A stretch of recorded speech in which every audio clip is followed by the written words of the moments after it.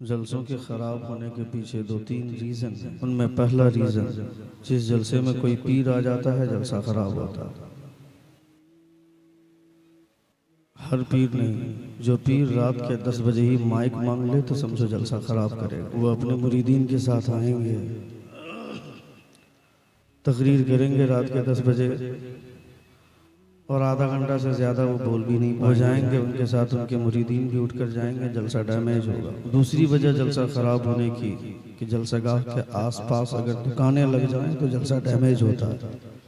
तीसरी वजह, ये जो आवाज़ आप सुन रहे हैं ना, औरतों के बैठने का इंतज़ाम इतने करीब ना हो कि उनकी आवाज़ों से स्टेज मुतासिर हो, उसे कोई नहीं रोक पाएगा। ये कौम जब तक खुद नहीं समझेगी उसे कोई नहीं। चौथी वजह जलसा खराब होने की, रज़ाकार, उनकी वजह से भी जलसे खराब होते हैं। उनके लिए भी जलसा सुनना उतना ही ज़रूरी है जितना बाकी लोगों के लिए जलसा सुनना ज़रूरी है। तकरीर कोई विज्ञापन का टाइम थोड़े। न्यूज़ चैनल पे एक एंकर न्यूज़ बोलती रहती है, मुर्गों की लड़ाई लड़वाती है, वो चैनल पे बैठ कर डिबेट होता है। उन डिबेट्स में वो बोलती है कि अब हम 1 मिनट का ब्रेक लेते हैं। वो 1 मिनट के ब्रेक के टाइम में वो चाय पीती हैं या अपनी ज़रूरियात से फारिग होती हैं या दूसरे मेहमान। तकरीर इसलिए तकरीर का टाइम थोड़े होता है कि आप उस वक्त जाएं चाय पीने के लिए, उस वक्त जाएं आप नाश्ता करने के लिए, उस वक्त जाएं आप सिगरेट पीने के लिए। जलसे का असल मकसद है खिताब, तकरीर, और आप वही चीज नहीं सुनेंगे। नातिया शायरी हमारा मुकद्दर है। हर किसी को हुजूर की नात पढ़ना या सुनना नसीब नहीं होता, लेकिन खिताब भी सुनना जरूरी है। जिस हुजूर गौसे आजम की शान में अशार सुनते हैं, हुजूर गौसे आजम खतीब थे। जिस हुजूर आला हजरत के ताल्लुक से अशार पढ़े जाते हैं, हुजूर आला हजरत खतीब थे। हुजूर मुजाहिद मिल्लत रहमा की शान में अशार पढ़े जा रहे हैं, हुजूर मुजाहिद मिल्लत खतीब थे। ये सब मुबल्लिगीन इस्लाम थे। और अभी तक हम लोगों को ये शऊर नहीं आया कि हमें जलसों में बैठना कैसे चाहिए। लोग अपने बच्चों को अब पढ़ाएंगे नहीं।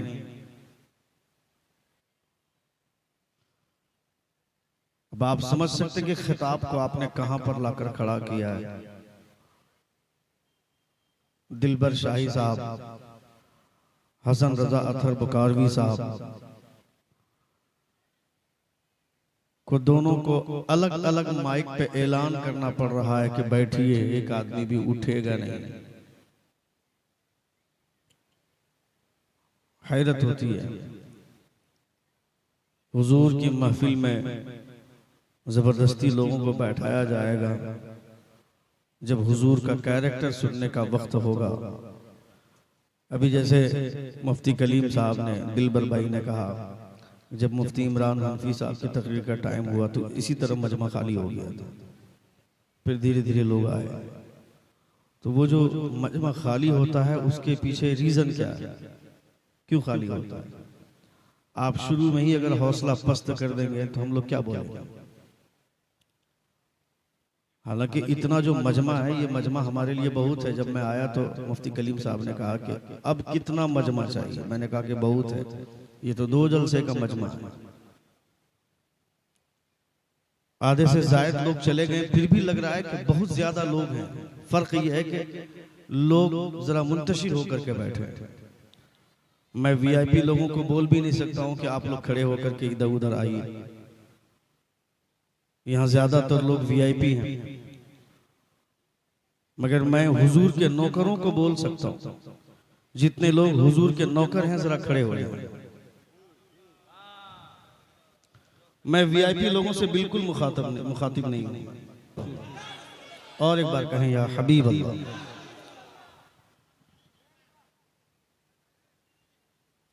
कोई जरूरी नहीं कि लाख लोग बैठ करके खिताब सुने।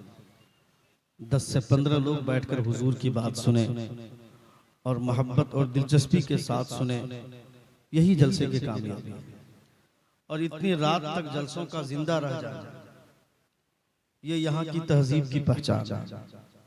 और फिर कल आपके यहाँ जलसा हुआ, गुज़श्ता शब जलसा हुआ था ना, उसके बावजूद इस कदर तादाद में आप बैठे हैं, इसका मतलब है कि आपको जलसों से बहुत मोहब्बत है। और फिर बोलते हुए आप सुन रहे हैं।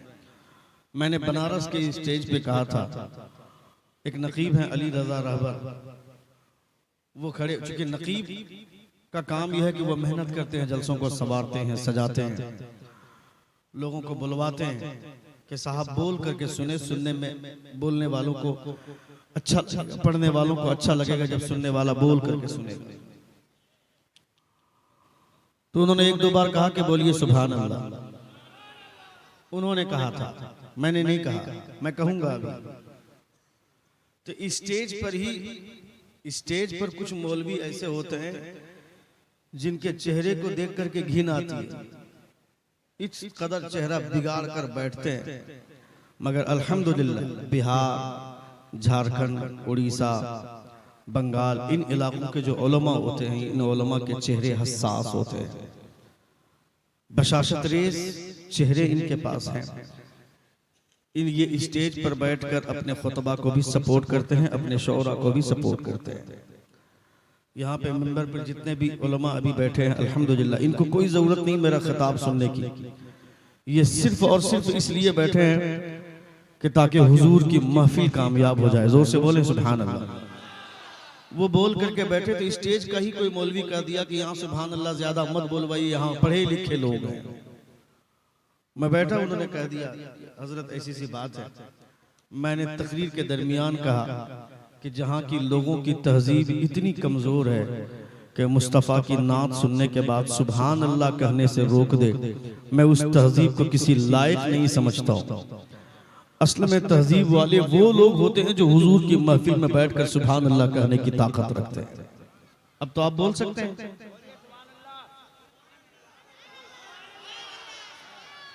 एक बार जोर से पूरा मजमा अपने दोनों हाथों का फिजा में लहरा कर कहे या रसूल अल्लाह, और एक बार कहें या हबीब अल्लाह। बहुत अच्छे लोग हैं आप सब, अल्लाह रब्बुल इज्जत आपके जज्बात को सलामत रखे। हज़रतुल अल्लामा मौलाना मुफ्ती कलीम साहब क़िबला नूरी मद्दतिल्लाहु नूरानी की खूबसूरत तरबियत का नतीजा मैं देख रहा हूँ। आपके जज्बात जिंदा हैं, आपके एहसासात जिंदा हैं। बड़ी खूबसूरत नातिया शायरी का गुलदस्ता पेश किया हज़रत दिलबर शाही साहब क़िबला ने। अल्लाह रब्बुल इज़्ज़त ने इनके जिगर में वो कुशादा ज़र्फ़ी अता फरमाई है। अल्लाह रब्बुल इज़्ज़त ने इन्हें जो कुशादा कल्बी का मुज़ाहिरा करने का सलीक़ा अता फरमाया, वो कमाल का है। पढ़ लेने के बाद चले जाना और फिर आकर के स्टेज पर बैठना, ये हर किसी के बस की बात नहीं है। ये जिन लोगों का जिगर मजबूत होता है, उन्हीं लोगों के पास अल्लाह रब्बुल इज़्ज़त इस तरह का हौसला अता फरमाता है। मैं शाहनवाज हस्सान को बोलता हूँ कि यह पागल शायर है, लेकिन यहाँ दोनों शायर पागल हैं। दिलबर शाही भी और शाहनवाज हस्सान भी। पागल इस एतबार से नहीं कि ये कुछ भी कर देते हैं, पागल इस एतबार से कि मजमा चाहे जिस लेवल में जा चुका हो, ये अपने रेंज में मजमे को ला करके खड़ा कर देते हैं। ये हुजूर मुजाहिद मिल्लत अलैहि रहमतुल रिज़वान का फैजान है, हुजूर ताजुश शरिया का फैजान है। ये दोनों जिस मेंबर पे होते हैं, जिस स्टेज पर होते हैं, इस स्टेज पर आने के बाद ये अपने आने का हक अदा करते हैं। अल्लाह रब्बुल इज़्ज़त हम तमामों को नातिया शायरी का खूबसूरत सलीका अता फरमाए। रसूल वक़ार सल्लल्लाहु तआला अलैहि वसल्लम की महफिल में जब आदमी बैठे तो इस ख्याल से बैठे कि हुजूर की महफिल से कुछ सीख करके जाना, कुछ ले करके जाना। बहुत सारे उलमाए कराम, अल्लामा हसन रजा अतहर बुखारवी 10 मिनट 15 मिनट कभी इनके साथ बैठ करके आप इल्मी गुफ्तगू कीजिए तो आपको एहसास होगा कि इल्म के किस बुलंद मनसब पे अल्लामा हसन रजा अतहर बुखारवी साहब फाइज है। निकाबत करना, निजामत करना, ये प्रोफेशनली वो इस लाइन पे चल चुके हैं, वरना उनकी सलाहियत, उनकी काबिलियत, अदबियात के एतबार से उनके अंदर जो रंग पाया जाता है, वो रंग आज के डेट में बहुत कम लोगों में दस्तयाब होता है। अल्लाह रब्बुल इज्जत ऐसे नाजिम को सलामत रखे, जोर से आमीन कहें। इन तमाम उलमा का साया हम तमामों के सरों पर खुदा तादेर कायम फरमाए। दुनिया में सुनिए, तवज्जो दीजिए इधर मेरी तरफ, पूरी दुनिया में कुरान मुकद्दस के बाद औराद व वज़ाइफ के एतबार से जो किताब सबसे ज्यादा पढ़ी जाती है, उस किताब का नाम है दलाइलुल खैरात। क्या नाम है? क्या नाम है? जोर से बोले। दलाइलुल खैरात। औराद व वज़ाइफ के एतबार से कोई भी शेख जब किसी को खिलाफत व इजाजत देता है तो उससे पहले उनकी कोशिश ये होती है कि दलाइलुल खैरात की इजाजत दे दे, और दलाइलुल खैरात को जो पढ़ने का मामूल बना देता है, जिसके अंदर ये आदत हो जाती है दलाइलुल खैरात पढ़ने की, खुदा उनकी जबान में इतनी तासीर पैदा फरमा देता है कि उसे तावीज लिखने की जरूरत नहीं, वो किसी पर फूंक देगा वो तो उसकी बीमारी से खुदा उसको शिफा अता फरमा देगा। दलाइलुल खैरात में इतने कमालात हैं। इस किताब के लिखने वाले हजरत मोहम्मद बिन सुलेमान जजूली रहमतुल्लाह तआला अलैह। कौन है? जोर से बोले। हजरत मोहम्मद बिन सुलेमान जजूली रहमतुल्लाह तआला अलैह इस किताब के लिखने वाले। मगर इस किताब के लिखने से पहले वो एक तौजीह बयान करते हैं, सुनिएगा। आप एक सफर में, आपके साथ आपका एक खादिम है हजरत मोहम्मद बिन सुलेमान जजूली, आपको प्यास लग जाती है, प्यास से परेशान होकर के आप पानी की तलाश में आप सफर करते हैं, पानी की तलाश करने लगते हैं। जब पानी की तलाश में आप चलते रहते हैं तो एक कुआं मिला, उस कुएं में पानी है मगर गहराई इतनी है कि उस कुएं से पानी निकाला नहीं जा सकता है। इधर तवज्जो दें, पानी निकाला नहीं जा सकता है। उनके पास ना रस्सी है ना उनके पास बाल्टी है। कुछ दूर पे एक मकान दिखाई दिया। हमारी माएं और बहनें तवज्जो के साथ सुने, खुदा के वास्ते थोड़ी देर के लिए बातचीत बंद करें, आप गुफ्तगू बंद करें, थोड़ी देर के लिए आप फकीर की गुफ्तगू मुलाहिदा करें। हमारी औरतें स्टेज के करीब होकर के बैठती हैं, जलसों में आकर के बैठती हैं। ये अवाम, ये मर्द लोग हैं, ये तो कहीं भी जाकर के सुन लेंगे।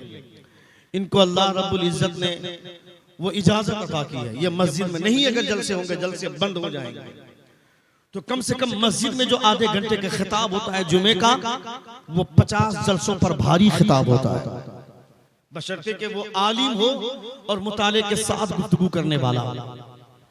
किसी दूसरे की तकरीर सुन करके दूसरों के सामने आकर के मैटर को पेश करने वाला कोई मौलवी ना हो। मुताले के साथ जो जुमे में खिताब करता है, उस खिताब से जो लोगों की इस्लाह होती है वो 50 जलसों पे भारी है। इसलिए जुमे के खिताब सुनना चाहिए। हम लोग जुमे के खिताब नहीं सुनते। 5 मिनट जब जुमे के खुतबे में टाइम रहता है उस वक्त मस्जिद पहुंचते हैं, और उस पर भी अगर इमाम साहब ने 5 मिनट का वक्त ज्यादा ले लिया तो दूर से ही घड़ी का इशारा करते हैं, और अगर उसके बावजूद अगर नहीं माना इमाम साहब ने तो फिर मीटिंग होने लगती है कि इनको वक्त का ख्याल नहीं। वही आदमी चाय की दुकान पे 3-3 घंटा खड़े खड़े बात करेगा, वो गुटखे की दुकान पे जाकर के अड्डाबाजी करेगा, वलीमे की दावत में कुर्सी पकड़कर 1.5 घंटा खड़ा रहेगा कि जब वो खाएगा तो हम उठेंगे, उसके पाँव में दर्द नहीं होगा। मगर मस्जिद में बैठे 5 मिनट की तकरीर लंबी हो गई, इनको परेशानी होने लगती। होना यह चाहिए था कि इमाम साहब 5 मिनट का वक्त आपने ज्यादा लिया है तो 5 मिनट आपने किसी नेता की बात नहीं की है, किसी एमएलए की बात नहीं की है, किसी एमपी की बात नहीं की है। आपने बात की है तो मुस्तफा जान रहमत की बात की है, आपने हुजूर की बात की है। आप परेशान मत होइए, आप गुफ्तगू कीजिए, हम हुजूर की बातें सुनने के लिए तैयार हैं। नबी कौनैन सल्लल्लाहु तआला अलैहि वसल्लम का कैरेक्टर सुनने के लिए तैयार है। होना यह चाहिए था कि जितनी देर इमाम साहब बोलते उतनी ही कुशादा दर्दी के साथ हम मुस्तफा जान रहमत का खिताब हुजूर की बातें सुनते। लेकिन हमारे पास इतना टाइम नहीं। सुनना चाहिए, मुस्तफा जान रहमत सल्लल्लाहु अलैहि वसल्लम की बातें सुनना चाहिए, नहीं सुनते हम। तो मर्द हजरात तो मस्जिदों में भी जाकर सुन लेंगे, मगर औरतों के पास ये मोहलत नहीं है। वो कभी कभी जलसों में बैठती हैं, बैठ करके वो सुनती, उस पर भी अगर बातें करेंगे तो अफसोस होगा, इसलिए उन्हें भी सुनना चाहिए। हजरत मोहम्मद बिन सुलेमान जजूली रहमतुल्लाह तआला अलैह पानी की तलाश में है, कुआं नजर आ गया मगर कुएं में पानी काफी गहराई में है। दूर एक मकान दिखाई दिया, उस मकान के करीब जाते हैं। बेटा अरे सुन रहे आप कितने लोग सुन रहे हाथ उठाकर कहें या रसूल अल्लाह। देखिए मैं गुफ्तगू रवानी में करता हूं, स्पीड बोलता हूं, एक लहजे में बोलता हूं। इस तरह की गुफ्तगू में जुमे का खिताब करता हूं, जुमे में इस तरह की गुफ्तगू करता हूं। अब आपके मिजाज के ऊपर है, अगर आपने मिजाज बना दिया तो इंशाअल्लाह ताला गुफ्तगू मेरी होगी। एक बार जोर से कहें या रसूल अल्लाह और एक बार कहें या हबीब अल्लाह। दूर एक मकान दिखाई दिया, उस मकान के करीब जाते हैं। उस मकान में एक 7 साला बच्ची है। कितनी उम्र है उसकी? जोर से बोले, जोर से बोले। 7 साल उसकी उम्र है। उस लड़की के पास गए हजरत मोहम्मद बिन सुलेमान जजूली। आप फरमाते हैं कि प्यास काफी जोर से लगी हुई है, कुआं मिल गया मगर हमारे पास न रस्सी है न बाल्टी है, पानी निकालेंगे कैसे ये हमारी समझ से बाहर है,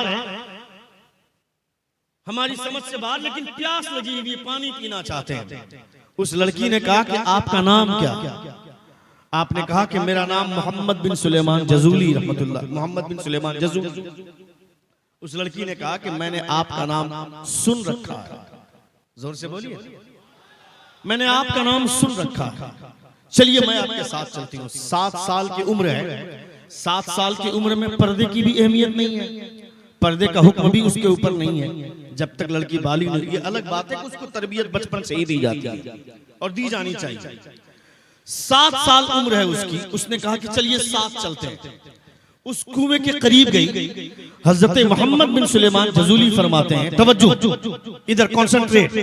हजरत मोहम्मद बिन सुलेमान जजूली फरमाते हैं कि मैं तुम्हारे पास मदद मांगने के लिए गया था, हमारे पास रस्सी नहीं है, बाल्टी नहीं, इस कुएं से पानी कैसे निकालेंगे, इस सोच में तुम आई तो तुम भी बगैर रस्सी और बाल्टी के आ गई। तुमको रस्सी और बाल्टी साथ लेकर के आना चाहिए था, पानी निकालेंगे कैसे?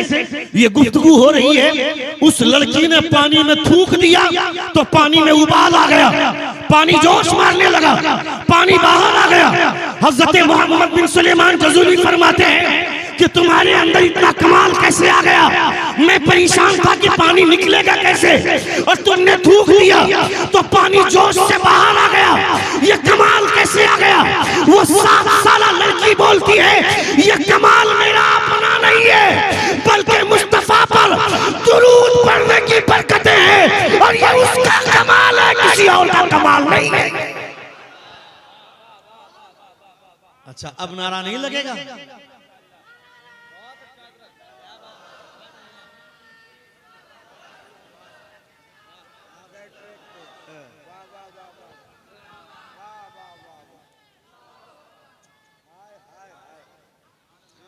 सात साल जिसकी उम्र है वो बच्ची दुरूद पढ़ने का इस कदर मामूल बनाती है कि खुदा उसके लुआब में इतना कमाल पैदा फरमाता है कि बगैर रस्सी। और मोहम्मद बिन सुलेमान जजूली बहुत बड़े बुजुर्ग हैं। आप कहते हैं कि दुरूद की वजह से अगर इतना बाकमाल बन जाता है इंसान, एक 7 साल की लड़की के अंदर इतना कमाल आ जाता है, तो फिर आपने दुरूद शरीफ के ऊपर पूरी किताब लिखी है, दलाइलुल खैरात। आज हमें दुरूद शरीफ भी पढ़ने के लिए कहा जाता है तो लोग टाइम पास करते हैं, दुरूद पढ़ने के लिए कहा जाता है तो लोग सिर्फ मुंह हिला करके काम चला देते हैं।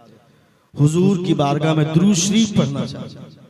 नबी कौनैन सल्लल्लाहु तआला अलैहि वसल्लम, इसीलिए उलमा फरमाते हैं कि जब भी हुजूर का नाम सुनो या हुजूर का नाम लो तो कम से कम सल्लल्लाहु अलैहि वसल्लम जरूर कहना चाहिए। ये मुकम्मल दुरूद शरीफ है, मुकम्मल दुरूद है सल्लल्लाहु अलैहि वसल्लम, कम से कम ये कहना चाहिए। किसी नबी का नाम सुने तो क्या कहना चाहिए? किसी नबी का नाम सुने तो क्या कहना चाहिए? मैं आप सबों से पूछ रहा हूं, किसी से अगर किसी नबी का नाम सुने तो क्या कहना चाहिए? या किसी का नाम, किसी नबी का नाम ले तो क्या कहना चाहिए? क्या कहना चाहिए? सुनिए, जब किसी नबी का नाम तो अलैहि सलातु व तस्लीम या अलैहि सलाम कहना चाहिए। जब हुजूर का नाम आए तो सल्लल्लाहु अलैहि वसल्लम कहना चाहिए। किसी सहाबी का नाम आए तो क्या कहना चाहिए?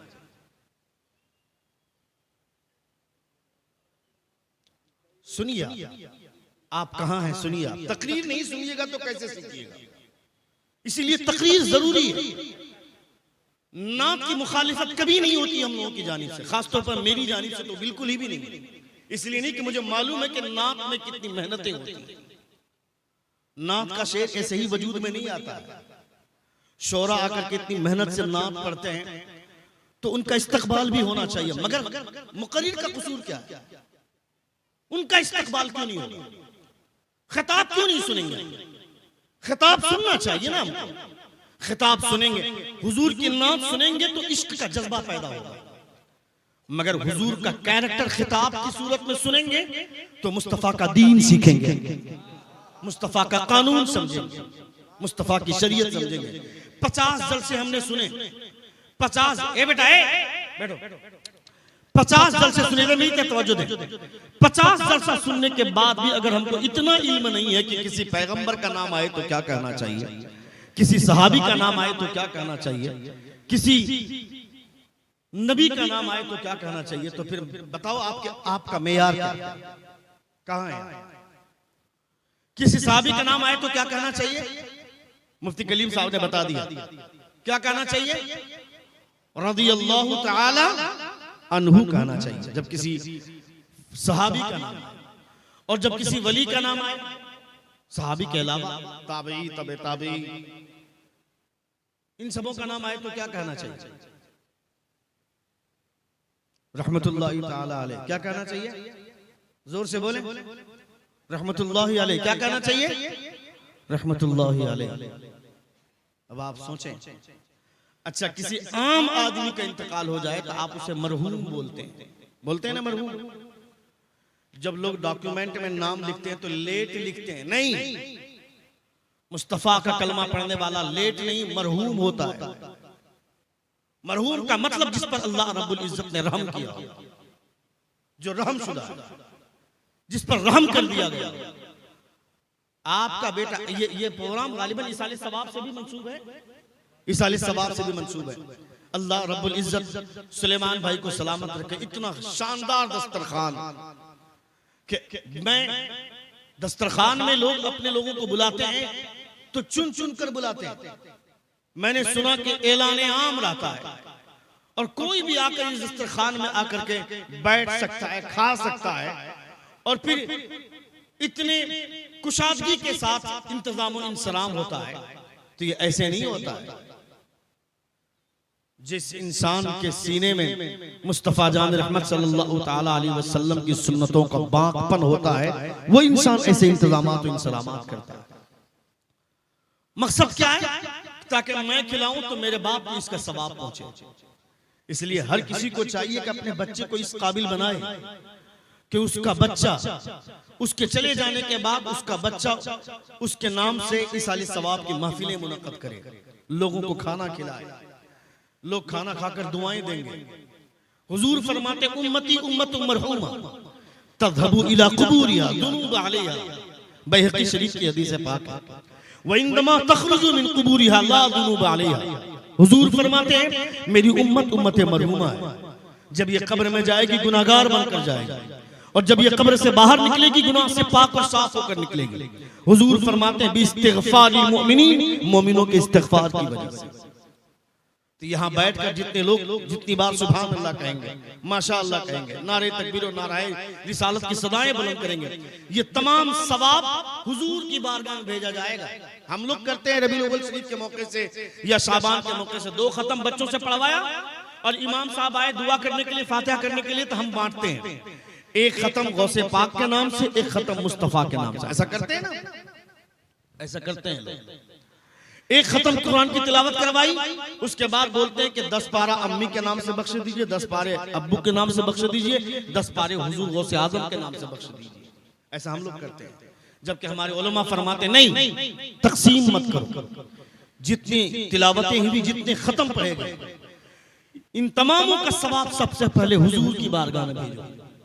जोर से बोलिए ना, तकसीम मत कीजिए।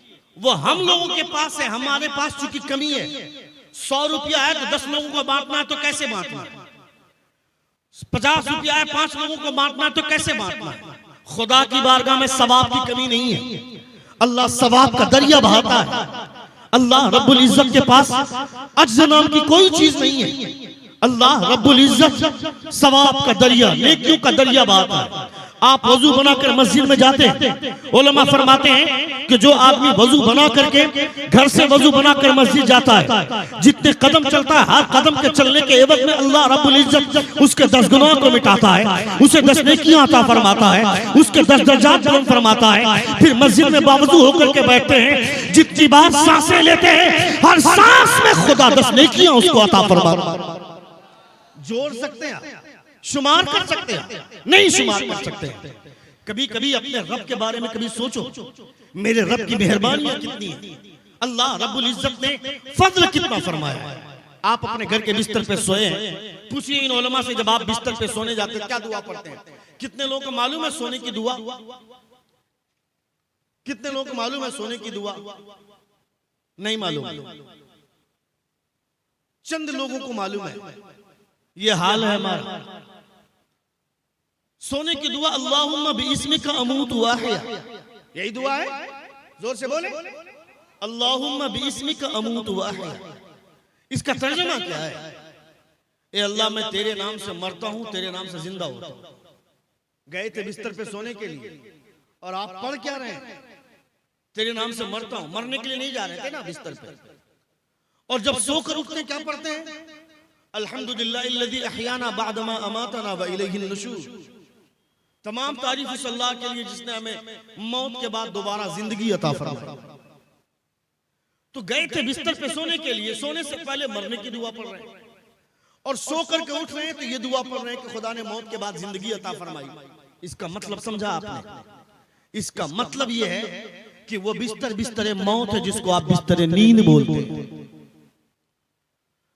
आपकी आंख सोती है, आप सो जाते हैं, एक सेकंड के करोड़वें हिस्से में भी अगर आपकी धड़कनों का धड़कना बंद हो जाए तो आप मौत की आगोश में, आपकी मौत हो सकती है। तो आप सोए रहते हैं, आपकी धड़कनों को जिंदा किसने रखा है? आपके ब्लड सर्कुलेशन को जारी किसने रखा है? आपकी सांसें जारी किसने रखी हैं? आपको खबर नहीं है। ना आपका हाथ काम कर रहा है, ना आपका जिस्म काम कर रहा है। आप सोए हुए हैं, मगर इसके पीछे पावर कौन है? कौन सा पावर ये काम कर रहा है? मेरी धड़कनों को जिंदा रखा है, मेरी सांसों को जिंदा रखा है, मेरे ब्लड सर्कुलेशन को जिंदा रखा है। कोई नहीं है। इसके पीछे जो पावर काम कर रहा है, उसी पावर को परवरदिगार बोलते हैं, उसी पावर को अल्लाह बोलते हैं। उसी खुदा ने मेरी जिंदगी की सांसें जिंदा रखी है, उसी खुदा ने मेरे ब्लड सर्कुलेशन को जिंदा रखा है। कभी तो अपने रब के बारे में कितनी बार याद करते हैं दिन में आप?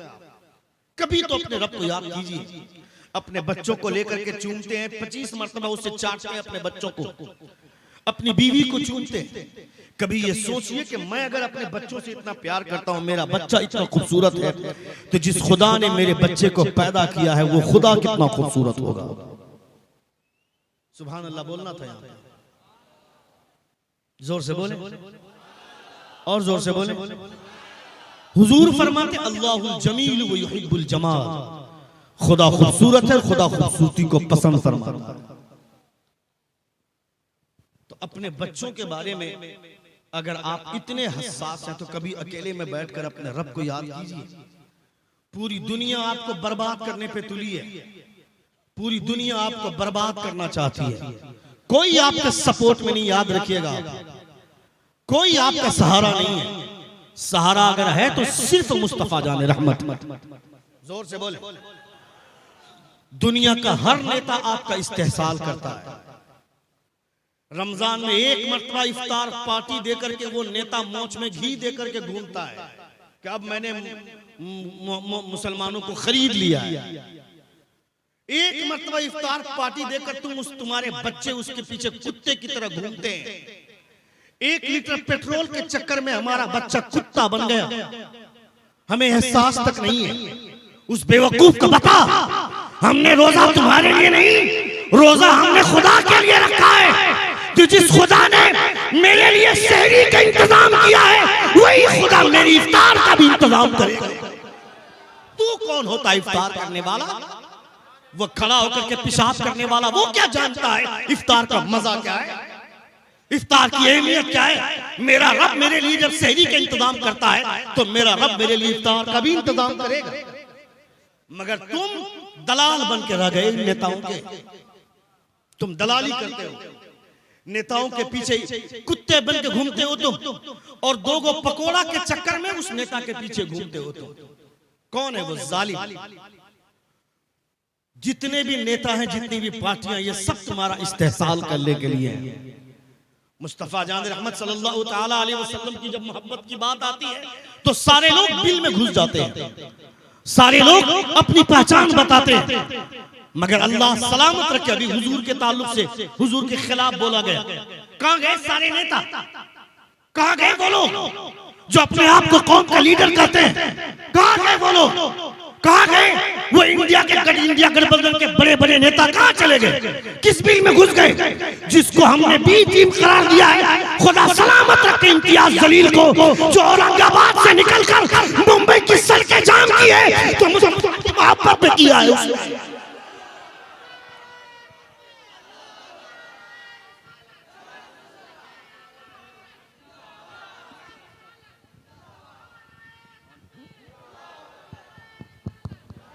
नारे तकबीर, नारे रिसालत, मसलके आला हजरत, फैजाने आला हजरत, उलमाए अहले सुन्नत, गुलामाने मुस्तफा, बस्ती बस्ती करिया करिया, बस्ती बस्ती करिया करिया। कौन है तुम्हारा मसीहा? कोई नहीं है, सब तुम्हें सिर्फ लूटने के चक्कर में है। मैं कहता हूं हुजूर के की जब बात आती है तो सारे लोग छोड़िए उन नेताओं की, हम उन नेताओं की बात नहीं करते। तुम तो पीरों के पीछे घूमते हो ना, सुबह शाम पीर का तलवा चाटते हो, पीर का हाथ चूमते हो। वो पीर लोग कहां गए? कहां है वो लोग? क्यों अपने मसनद में छिपे बैठे हैं? इनको सिर्फ मुरीदों के जेब प्यारे हैं, इनको सिर्फ मुरीदों का बैंक और बैलेंस प्यारा है। मैं कहता हूं अभी बहराइच में जो मामला हुआ, जिस लड़के के, जिस आदमी के घर से वो झंडा उतारा गया और वहां भगवा झंडा लहराया गया, तो उस झंडे को देख करके लगता है ना, लगता है क्या ये बात सच भी है कि वो ऐसा आदमी था जो रबीउल अव्वल शरीफ के मौके से मुस्तफा के नाम पर झंडे लगाता था? जोर से बोलिए। उस घर पे आज परेशानी आई, कौन गया? सबसे पहले जो ग्रुप पहुंचाए मदद के लिए वो जमीयत उलमाए देवबंद,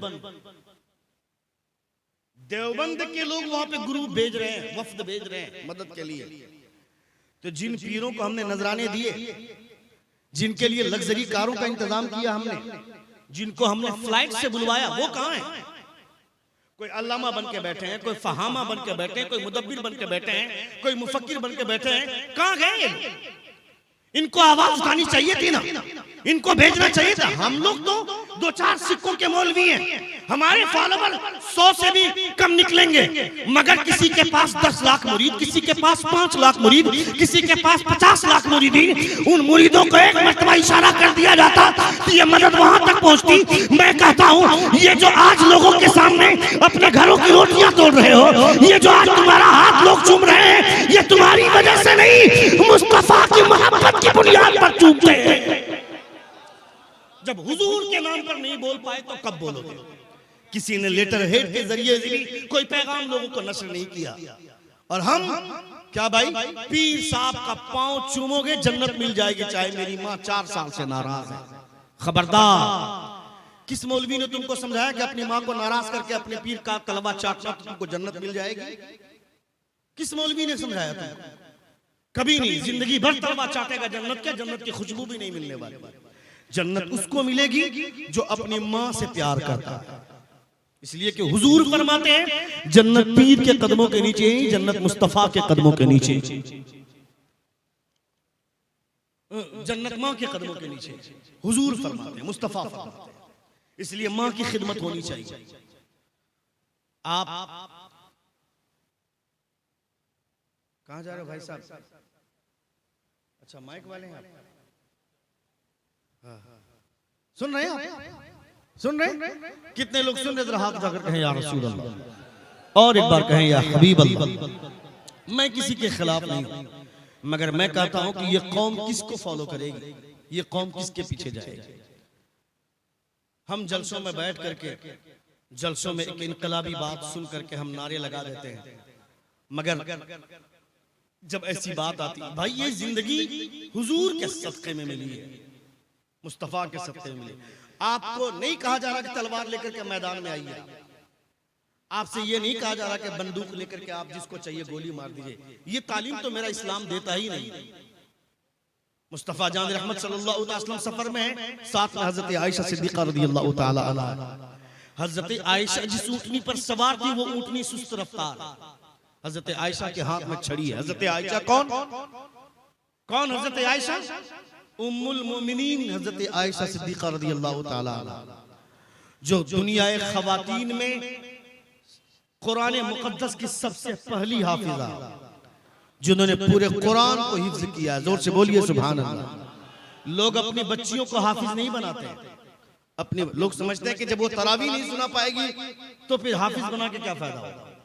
तरावी सुनाने के लिए हाफिज नहीं बनना है, अपने सीने को कुरान के नूर से मुनव्वर करने के लिए हाफिज बनना है। अब हर साल अगर 100-150 हुफ़ाज़ तैयार हो रहे हैं तो हर साल 100-150 मस्जिदें नहीं बनती हैं। हर किसी को तरावी के लिए जगह भी नहीं मिल पाती, तो वो क्या करेंगे? कुरान भूल जाएंगे। कुरान इसलिए थोड़े याद किया जाता है। कुरान को सीने में महफूज रखें, इसका बदला कल क़यामत के दिन मिलेगा, जब अल्लाह रब्बुल इज्जत फरमाएगा कि पढ़ता जाओ और चढ़ता जाओ। कुरान की तिलावत करते जाएंगे, अपने मरातिब को चढ़ते हुए जाएंगे। मजा तो उसका उस दिन मिलेगा। अपने बच्चों को लोग हाफिज क्या बनाएंगे? अपनी जब अपने बच्चों को नहीं बनाएंगे तो बेटियों को क्या बनाएंगे? मैं अल्हम्दुलिल्लाह मेंबर रसूल पर बैठ के बोल रहा हूँ, मेरा एक बेटा मुकम्मल हाफिज हो गया, मेरी बेटी 22 पारे के हाफिजा हो। 11 साल का मेरा बेटा है, 10 साल की मेरी बेटी है। 11 साल की उम्र में मेरा बेटा हाफिज बन गया, 10 साल की उम्र में मेरी बेटी 22 पारे की हाफिजा हो गई। इस साल दोनों, एक को दस्तार मिलेगी, एक को रिदा मिलेगी। मैं कहता हूं नबी कौनैन ने तबलीग की शुरुआत अपने घर से की है। मैं अगर अपने घर को जाहिल रख दूं और दुनिया के सामने चीखूं और कहूं कि तुम नेक रास्ते पर चलो, तो फिर मेरी तबलीग का क्या असर होगा? मेरे घर में अगर मैं खाना खाते वक्त गलती से टोपी पहनना भूल जाऊं तो मेरा 5 साल का बेटा वो लाकर मेरी सर पे टोपी रखकर कहता, अब्बू आप टोपी पहनना भूल गए थे। जिस दिन आपके घर में आप खाना खाने के लिए बैठे हैं, आपके सर पे टोपी नहीं रहेगी, आपका बेटा लाकर सर पे टोपी पहनाएगा, तो आपको उस दिन लगेगा कि आज मेरा खून सही रास्ते पर चल रहा है। मगर तरबियत ही नहीं ना। हमने सिनेमा घर बना दिया अपने घर को, फिल्मी घर बना दिया अपने घर को। खाना बढ़ता, दस्तरखान तो लगता ही नहीं। बेटा खाना लेकर के उस कोने में चला गया, बेटी खाना लेकर उस कोने में चली गई, और बाप घर में बैठा है, जैसे तैसे बैठ गया वो खाना खाने के लिए। दस्तरखान बिछा दिया होता, सारे लोग बैठ करके दुआ पढ़ लिए होते। हजरत उमर फारूक रज़ियल्लाहु ताला अन्हु को एक साहब ने जहर ला करके दिया, कहा ये इतना खतरनाक जहर है कि उमर पीते ही मर जाएगा। उमर फारूक रज़ियल्लाहु ताला अन्हु ने जहर लिया और आपने पढ़ी बिस्मिल्लाहिल्लज़ी ला यदुर्रु मअ इस्मिही शैउन फिल अर्दि वला फिस समाई व हुवस समीउल अलीम। इस दुआ को पढ़ करके आपने जहर पी लिया। उसके बाद काम करने लगे। लोगों ने कहा कि हैरत है, ये जहर पीने के बाद भी आप जिंदा हैं। कहा जहर बनाने वाला तू है, मगर ये दुआ बताने वाले मुस्तफा है। तुम्हारा जहर झूठा हो सकता है, मगर मुस्तफा की जबान सच्ची है।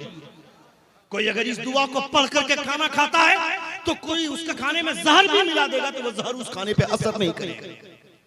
कितने लोग दुआ पढ़ करके खाते हैं खाना?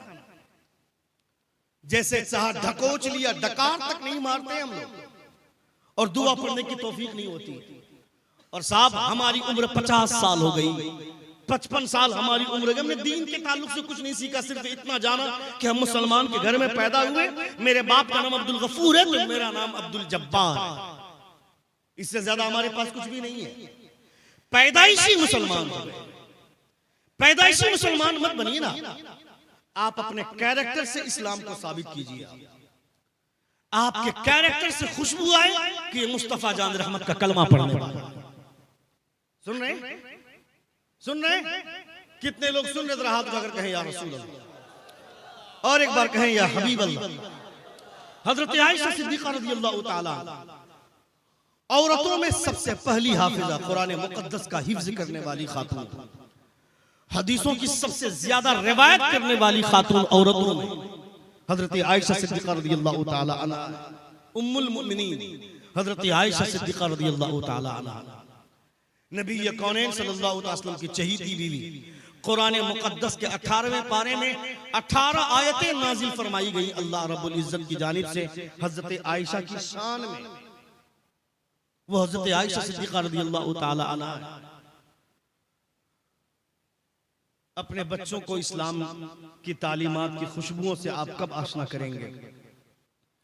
जलसे में आप चाहे 50 तरह की लाइट लगवा लें, सजा लें, डेकोरेशन कर लें, मगर अपने घर को इस्लाम की तालीमात से अगर आपने सजाया नहीं तो याद रखें क़यामत के दिन आपको जवाब देना पड़ेगा।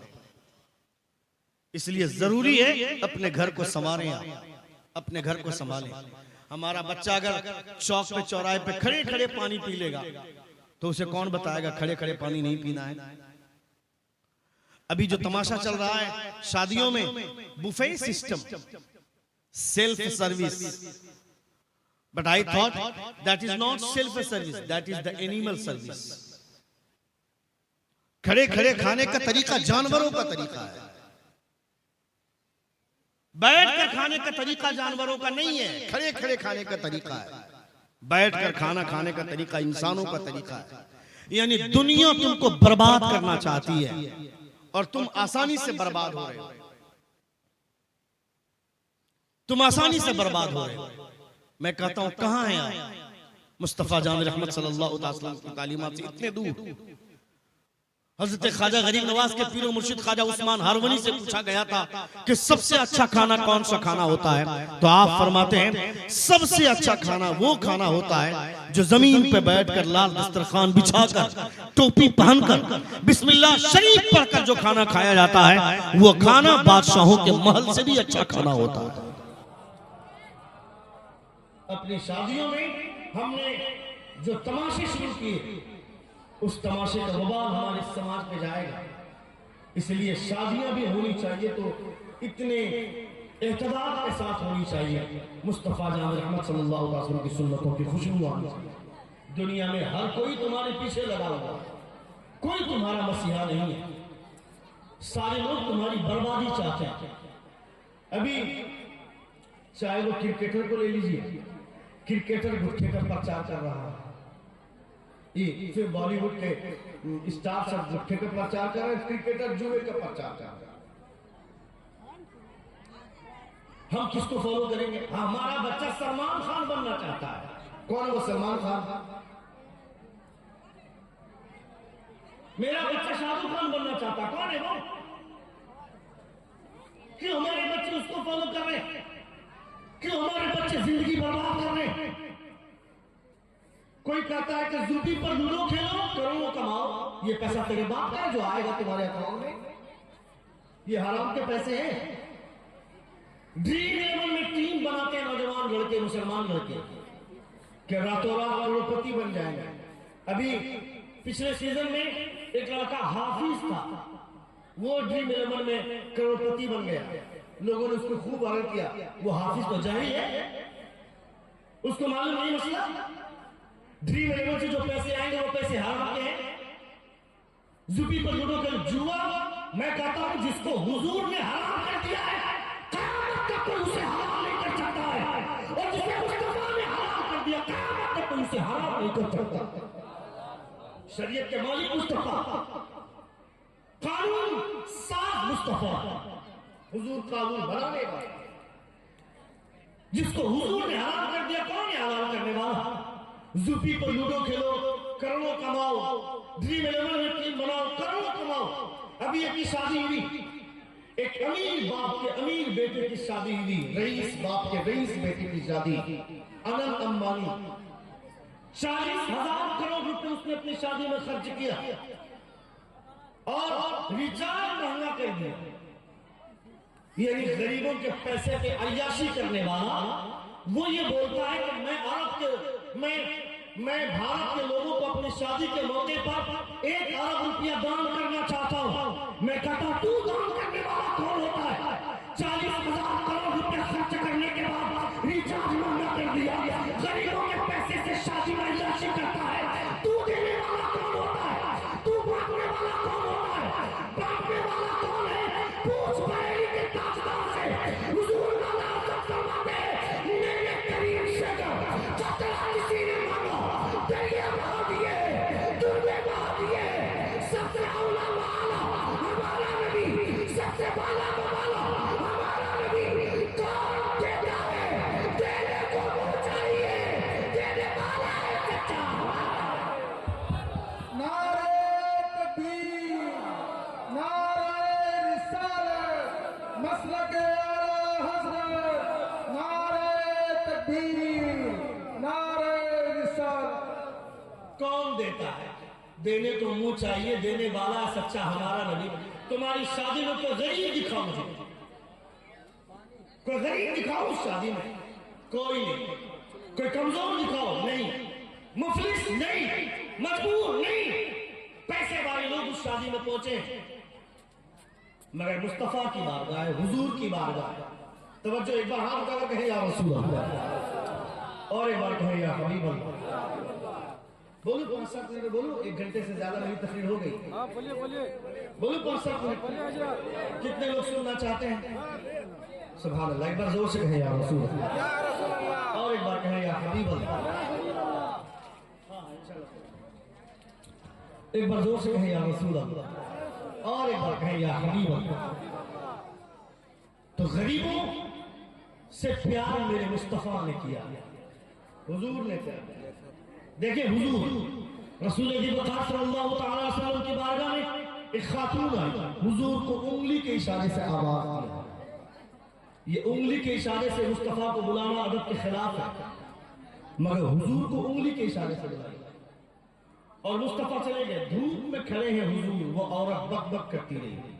1 घंटा तक बक बक करने के बाद वो खातून जब चली गई, हजरत उमर का चेहरा गुस्से से लाल पीला हुआ। हजरत उमर तशरीफ लाते फरमाते या रसूल अल्लाह, तवज्जो, या रसूल अल्लाह, वो औरत पागल है, उससे मदीने में कोई बात नहीं करता है और वो 1 घंटे तक बक बक करती रह गई, आप सुनते रहे। हुजूर फरमाते हैं ए उमर, जिससे कोई बात नहीं करता है उससे आमना का लाल बात करता है।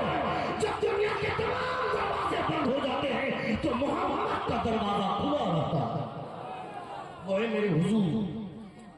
इसलिए हुजूर से बड़ा मसीहा दुनिया में कोई नहीं। आप अपने घर में रहते हैं, मगर हुजूर अपनी कब्र में भी सबसे ज्यादा अगर किसी के लिए बेचैन है तो वो अपनी उम्मत, आप हुजूर की उम्मत हैं।